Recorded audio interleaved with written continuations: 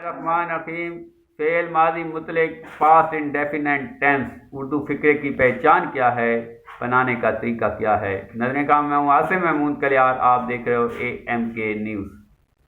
فعل حال مطلق، نظریں کام پچھلی ویڈیو کے اندر ہم نے آپ کو فعل حال مطلق یعنی کہ پاسٹ پریزنٹ انڈیفینٹ ٹینس کے بارے میں بتایا تھا، اور آج کی ویڈیو میں ہم آپ کو فعل ماضی مطلق پاسٹ انڈیفینٹ ٹینس کے بارے میں نظریں کام پاسٹ انڈیفینٹ ٹینس کی فعل ماضی مطلق اردو فقرے اس کی پہچان یہ ہے کہ اس کے اردو فقرے کے آخر پہ تا تھا، تی تھی، تے تھے یا الف، یہ چھوٹی یہ بڑی یہ آتا ہے۔ مثال کے طور پہ وہ سکول جاتا تھا یا وہ سکول گیا، تم کرکٹ کھیلتے تھے یا تم نے کرکٹ کھیلی، اکرم نے کتاب پڑھی یا اکرم کتاب پڑھتا تھا، ماجد ناشتہ کرتا تھا، ماجد نے ناشتہ کیا۔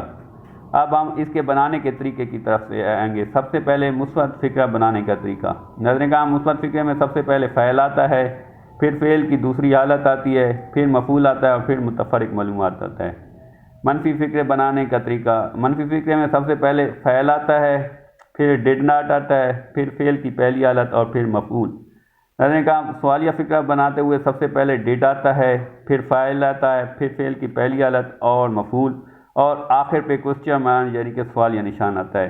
مثال کے طور پہ فقرہ ہے وہ سکول جاتا تھا، مثبت فقرہ ہے چونکہ، تو مثبت فقرے میں سب سے پہلے آتا ہے فاعل ہی، پھر آتا ہے فعل کی دوسری حالت یعنی کہ پہلی حالت ہے گو، دوسری اس کی حالت ہے وینٹ، ہی وینٹ، آگے مفعول سکول آ گیا، ہی وینٹ ٹو اسکول۔ اب اس کو اگر منفی فقرہ بناتے ہیں ناظرین کام، تو سب سے پہلے فعل آتا ہے ہی، پھر did not, he did not, پھر فعل کی پہلی حالت گو، ہی ڈڈ ناٹ گو، آخر میں مفعول سکول ہو گیا، he did not go to school.